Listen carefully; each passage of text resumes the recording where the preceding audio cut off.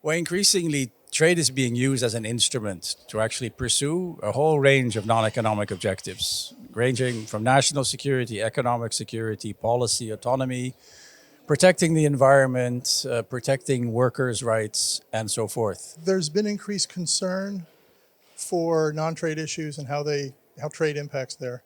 So environmental policy and worries about environment have led to, for example, the EU putting taxes on trade to deal with carbon objectives. We're also seeing more geopolitics, which means that trade is being mixed into what we'll call friendshoring. They're trying to move production back locally. And so that's tied into national security then. There's a change in the way that economic objectives are being identified and prioritized. So there's a major shift in rhetoric away from an emphasis on consumer welfare, so things like affordability and reliability of supply, and towards producer welfare. So that's very well encapsulated by Biden's worker-first trade policy. Global trading landscape is changing faster than ever before. This is also reshaping the global supply chains. Climate change is looming large. And that is why world's poorest countries, LDCs, are facing the steepest challenge to integrate in the multilateral trading system. It is time to support the LDCs for greater integration and not isolation. And that is why WTO is a place where the LDCs can pursue their trade and development interests. Working for the United Nations, in my case, the United Nations Economic Commission for Europe, UNECE, the interplay between non-economic aspects, environmental and social aspects, and economic aspects is really at the core of what we are doing. It's at the core of the United Nations Sustainable Development Goals, the 2015 agenda that all United Nations member states strive to achieve. So we can see that trickle down to our work. We are asked, for example, to mainstream the green, digital and circular transformation into our trade-related work. The thing that we're deciding to put rules that are beyond the WTO on issues like geopolitics, interest, will stop the flow of trade of many things. Now we are all interconnected. If I build a car in France, this car probably will need parts of coming from US or from Latin America or from China. And we need to build this car that will be maybe sold in Brazil, I don't know. But the point is, we are all interconnected, and if something is stopped because there are geopolitical interests or other non-economic objectives, we'll lose the possibility of having that for the consumer, and some people will lose somewhere else.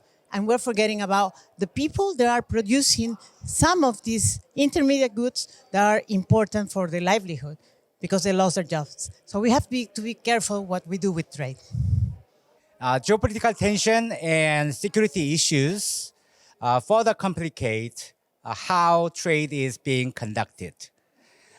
Today, economic security and industrial policy are in the center of international trade policy. For example, the top priority of global supply chain is resilience, not the efficiency. And markets and companies are playing less role in the international trade. Rather, governments and policymakers are taking much bigger roles in trade. Looking back at 10 years ago, I think it's quite obvious that today's world looks very different compared to that 10 years ago. Maybe that's a rosy picture of what the world was like 10 years ago. But what we see is that sanctions forcefully shape who can trade with whom, who's allowed to trade with whom. We see that subsidies are back in the discussions popping up here and there that obviously also impact on who produces things, who imports things. My own work shows that despite the geopolitical fragmentation, there's a lot to be achieved by coordinating amongst like-minded partners in working towards those goals. For instance, in the area of sanctions, my research shows, for instance, that cooperation on sanctions packages helps make those measures far more effective than if individual countries were to pursue unilateral policies. So I'm particularly interested in environmental protection, and I think we should work more on how environmental protection affects trade, but also how the policy toolbox of trade can be used to foster environmental protection. our research on environmental provisions in trade agreement suggests that this is a promising way forward, as does our research on trade provisions in environmental agreements. But we need to do more research on this and keep working on the policy front to really make sure that trade and environment are mutually beneficial going ahead. The big point is that the old items of tariff and trade barriers and all this anti-dumping are over, and now there are a huge amount of new issues that you have to deal with, like environment, like climate, like labor. And I think one of the things we heard this morning in the plenary session of the conference is there's much too little thinking going on when we design these policies. And what are the effects on African countries, on Latin American countries, on South Asian countries? And how do we actually measure what those effects are?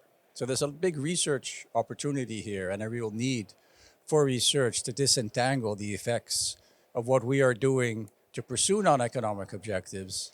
And I think we also need to do a lot more thinking about how the multilateral institutions can actually help ensure that we do achieve sustainability objectives broadly defined.